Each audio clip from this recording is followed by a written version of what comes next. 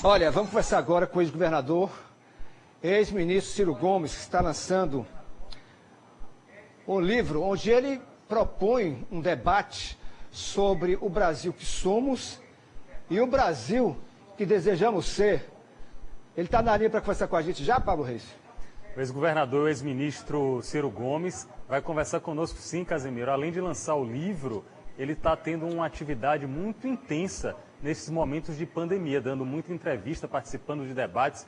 É um prazer conversar de novo com o senhor, governador Ciro Gomes. Seja bem-vindo aqui à Bahia, de novo na Aratu, no QVP com Casemiro Neto. Muito obrigado a você, Pablo, Casemiro. É um privilégio para mim cumprimentar toda a gente querida da Bahia. Eu tenho repetido para todos que qualquer brasileiro que, como eu, ama o Brasil, sabe que a Bahia é que nos fundou e que nos representa pelo seu sincretismo, pela sua mestiçagem, pela sua negritude e pela importância que a Bahia tem para a história e para a vida brasileira. É uma alegria muito grande estar lançando virtualmente meu livro hoje e conversando com vocês. Bom, e a primeira pergunta passa justamente pela proposta do seu livro, que é o Brasil que somos e o Brasil que desejamos ser.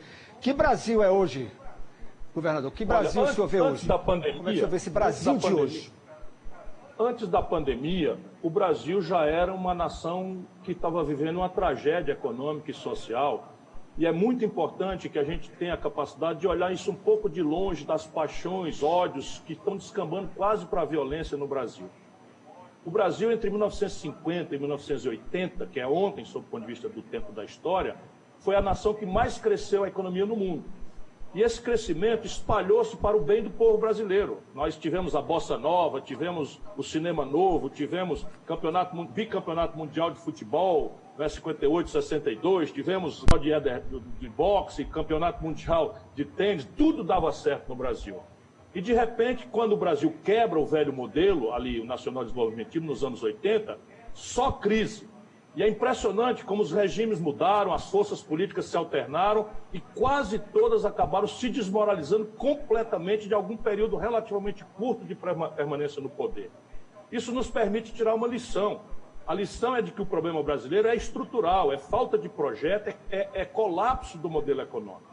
E que esse falso consenso de que nós vamos ser salvos do nosso colapso social e econômico pelo capital estrangeiro não guarda precedente no mundo. Governador, desculpe interromper, pegando justamente esse gancho que o senhor deu sobre esse período histórico de grande crescimento nacional. Esse período se confunde também com uma parte do período da ditadura militar, um investimento muito grande em infraestrutura. Com essa frase do senhor, é possível dizer que a ditadura militar, ou que os militares também acertaram no poder? Não todos, mas o Brasil nunca teve outro projeto estratégico. Os militares nunca formularam nenhum projeto estratégico diferente daquilo que foi imaginado pelo trabalhismo, pelo Getúlio Vargas, pelos tenentes de 22, se a gente quiser puxar um pouco mais os militares, e a Revolução de 30. Então, o projeto de Brasil foi assentado no nacional-desenvolvimentismo e era a ideia, não é, de fazer o Brasil sair da monocultura do café, da cana-de-açúcar, do cacau aí na Bahia, do gado ou da mineração e partir para uma economia moderna, industrializada, etc, etc. O grande sistematizador disso foi Getúlio Vargas, que criou a Vale do Rio Doce, que criou o BNDES, que criou a Petrobras, não é? Só para dar 3 exemplos práticos. O auge disso foi na democracia, né? Refundado em 46 com Juscelino Kubitschek. E os militares, alguns deles, o Castelo Branco replicou esse modelo em bases autoritárias, por isso que eu digo que o problema não é o regime, nem as pessoas, é o problema de modelo econômico. Não é? Isso não quer absolver, porque para mim, sem democracia, eu falo isso no livro, sem liberdade, não faz sentido progresso. Progresso só existe se for em ambiente democrático, de francas liberdades e distribuindo o produto, porque os militares fizeram o modelo, mas concentraram brutalmente a renda na minoria de brasileiros da elite, que infelizmente a esquerda também continuou essa deformação do modelo. Então veja, o Castelo Branco criou o Estatuto da Terra, o Castelo Branco criou o Banco Central, então o Geisel criou o Polo de Camaçari.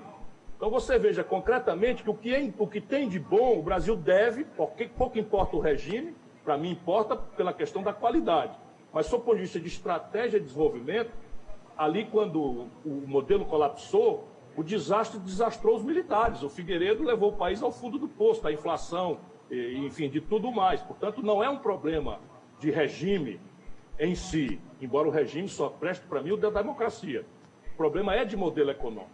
E aí você teve, por exemplo, o Fernando Henrique foi ao poder e nunca mais o PSDB ganhou eleição no país. Por quê? Porque teve um momento de consumo, financiado pelo fim do imposto inflacionário que o real trouxe, e o povo achou que aquilo era para sempre, e no dia seguinte à reeleição, o Brasil quebrou, e o Fernando Henrique desmoralizou-se, e o PSDB nunca mais ganhou eleição nacional.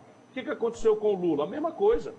O Lula é uma figura extraordinária, não tinha projeto, não tinha compreensão, chega ao poder com uma concepção moralista da política, todo mundo era bandido, menos o PT, e de repente administra uma fase de expansão do crédito, de melhoria do salário mínimo, são coisas práticas, reais, que o povo testemunhou. Portanto, a gratidão por essa fase ao Lula é justa que a gente reconheça no coração do nosso povo. Mas ele não tinha projeto, e isso foi financiado, eu mostro no livro, com preços artificialmente altos dos produtos tradicionais brasileiros. Então, quando o Lula governava, a gente vendia um barril de petróleo por $110, quando a Dilma caiu, o mesmo partido, a mesma turma, a mesma gente, nós estávamos vendendo um barril de petróleo por 30. Quando o Lula era presidente, a gente vendia por $190 uma tonelada de minério de ferro, quando a Dilma caiu, nós vendíamos a mesma tonelada por 38. Aí ninguém entendeu nada. O mesmo partido, eu votei na mulher do Lula, a Dilma não era conhecida, o Lula merece nossa gratidão.